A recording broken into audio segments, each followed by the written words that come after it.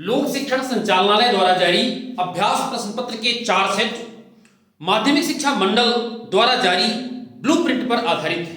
इसलिए बच्चों, अभ्यास प्रश्न पत्र के चारों सेटों का अभ्यास करना आपके परीक्षा के लिए अत्यंत महत्वपूर्ण है। इसी कड़ी में आज हम सांख्यिकी टॉपिक के अंतर्गत जिसका ब्लूप्रिंट 1+4 यानी एक प्रश्न 1 नंबर का और एक प्रश्न 4 नंबर का आना है, तो सांख्यिकी से 4 नंबर का एक प्रश्न यानी एक ऐसे प्रश्न की ओर आपको हम ले चल रहे हैं जिसके परीक्षा में आने की उम्मीद 100% होती है। जी हाँ, ये प्रश्न एनसीईआरटी एक्सरसाइज 14.3 का दूसरा प्रश्न है। यह प्रश्न माध्यक से संबंधित है। जैसा कि आप जानते हैं कि सांख्यिकी में 3 कॉन्सेप्ट हैं, समांतर माध्य, माध्यिका और बहुलक। तो यह प्रश्न माध्यक से संबंधित है। दिया हुआ है यदि बंटन का माध्यक 28.5 हो तो x एवं y का मान ज्ञात कीजिए। यानी जो डाटा यहां पर दिया गया है, इस डाटा से संबंधित आपको माध्यक नहीं निकालना है, बल्कि इसमें जो x और y यहां पर आपको दिख रहे हैं यानी बारंबारता के नीचे, यानी इसको बोलते हैं, इस क्वेश्चन को आप कह सकते हैं मिसिंग फ्रीक्वेंसी, लुप्त बारंबारता ज्ञात करना। तो इस तरीके से इस बंटन का माध्यक दिया हुआ है 28.5 और आपको बारंबारता के अंतर्गत x और y का मान ज्ञात करना है, यानी x और y का मान यहां पर नहीं दिया है। इसके लिए आपको क्या करना होगा, क्योंकि यह प्रश्न किससे संबंधित है, माध्यक से। अब यहां पर आपको अच्छे ढंग से समझ लेना होगा कि माध्यक के केस में सबसे पहले हम क्या करते हैं। तीनों कॉन्सेप्ट का अलग अलग नियम है। माध्यक का क्या नियम है, जो बारंबारता दी है, इस बारंबारता की सहायता से आपको एक नया कॉलम बनाना होगा, केवल एक नया कॉलम, और वह भी किसका होगा, इस बारंबारता से ही संबंधित होगा, जिसको बोलते हैं क्या, संचयी बारंबारता। तो यहां पर सबसे पहले हम लिख लें संचयी बारंबारता। संचयी बारंबारता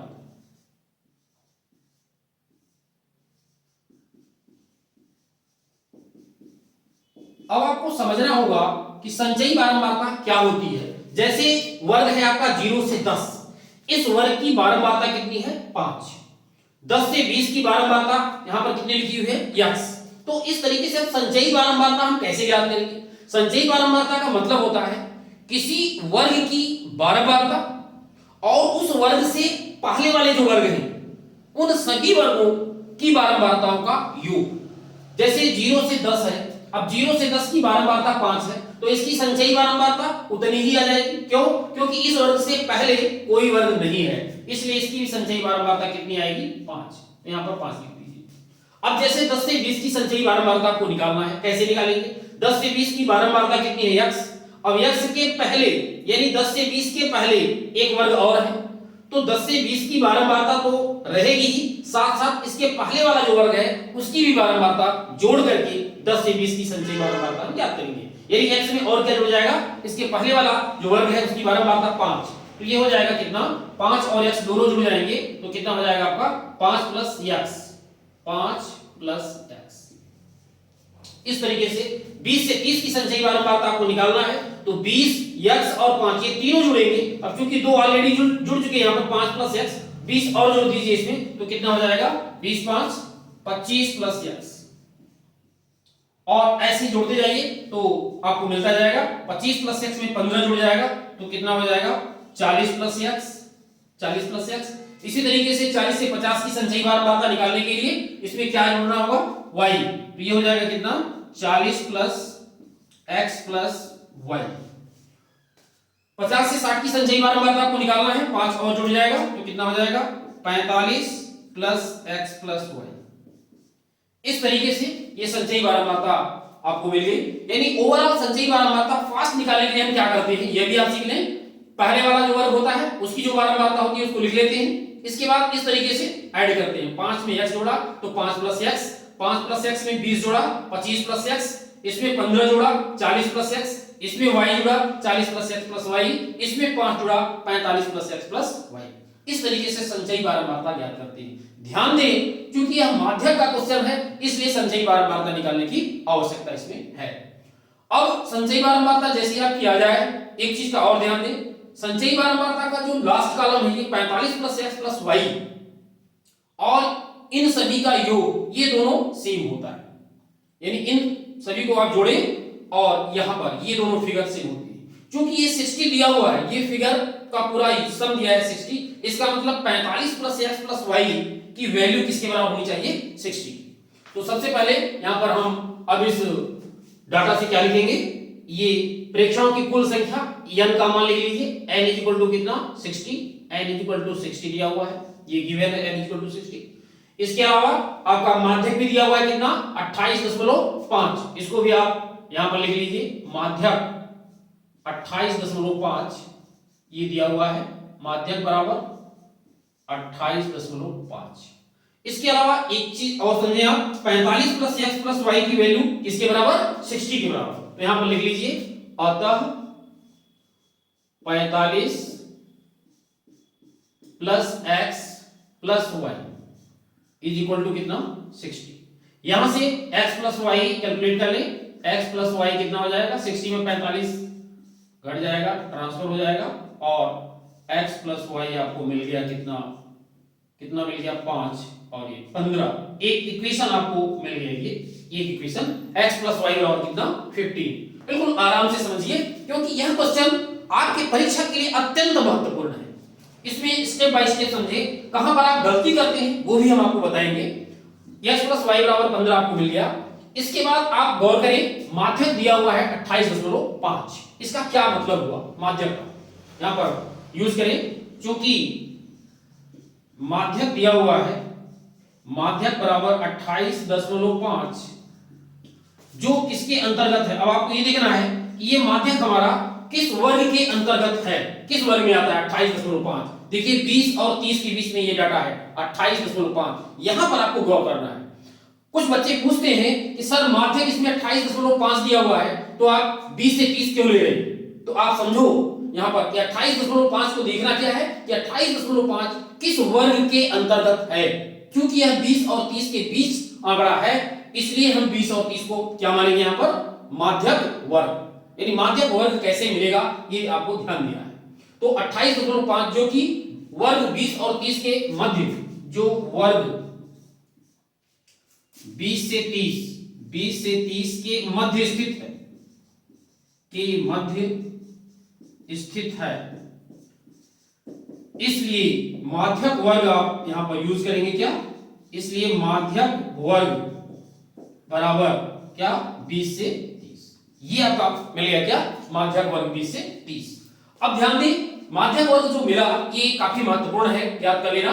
अब इसमें निम्न सीमा की जरूरत पड़ती है, माध्यक वर्ग की निम्न सीमा, जिसको कि हम L से दर्शाते हैं। तो अतः L बराबर आप यूज करें, अतः L, ध्यान दें L कहलाती है क्या माध्यक वर्ग की निम्न सीमा। और किन किन चीजों की जरूरत पड़ेगी यहां पर देख लें। निम्न सीमा के अलावा ध्यान दें माध्यक वर्ग जो हमारा मिला है 20 से 30, इसके सामने जो बारंबारता है ये माध्यक वर्ग की बारंबारता, इसको हम F से डिनोट करते हैं, माध्यक वर्ग की बारंबारता F, और इसकी वैल्यू कितना दिया हुआ है 20, माध्यक वर्ग की बारंबारता कितना 20। इसके अलावा माध्यक वर्ग से ठीक पहले वाला जो वर्ग है, ध्यान दें माध्यक वर्ग 20 से 30 है, इसके पहले वाला वर्ग क्या है 10 से 20, इसके सामने की संचयी बारंबारता हम यूज करते हैं 5 प्लस x, ये फॉर्मूले में आता है, जिसको कि हम डिनोट करते हैं CF। यहां पर ध्यान दें CF क्या कहलाता है, माध्यक वर्ग से ठीक पहले वाले वर्ग की संचयी बारंबारता। माध्यक वर्ग 20 से 30 है, उसके पहले वाला वर्ग 10 से 20 है, इसके सामने की जो संचयी बारंबारता है 5 धन x, इसको बोलते हैं क्या CF। तो CF की वैल्यू कितनी हो गई 5 धन x। इसके अलावा h वर्गमाप, h कितना, ये कैसे निकलता है, वर्गमाप निकालने के लिए उच्च सीमा में निम्न सीमा को घटा दीजिए, 30 में 20 को घटा दीजिए, कितना आएगा 10, लिख दीजिए वर्गमाप हो गया। इस तरीके से इन सारी चीजों की जरूरत पड़ेगी फार्मूले में। आइए अब हम फार्मूला लगाते हैं माध्यक का फार्मूला। तो माध्यक का फार्मूला लेते हैं, माध्यक का फार्मूला और यूज करेंगे, माध्यक बराबर